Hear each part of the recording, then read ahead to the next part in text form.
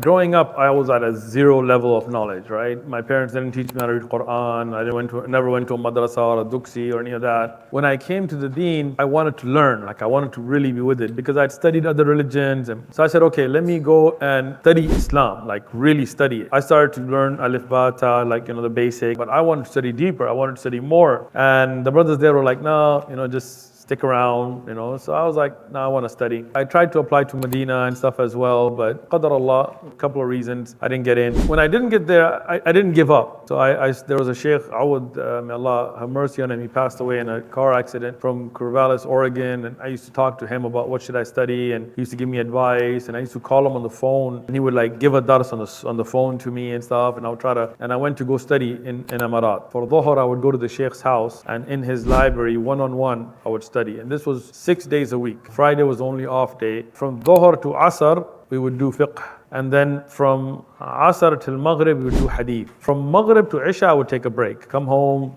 eat, spend some time with the family. And then at Isha, I would have a sheikh that the only one that actually took money from me. He was a sheikh from Egypt, Shaykh Dr. Ibrahim Ashura. And he would come to my house and teach me Arabic till like midnight.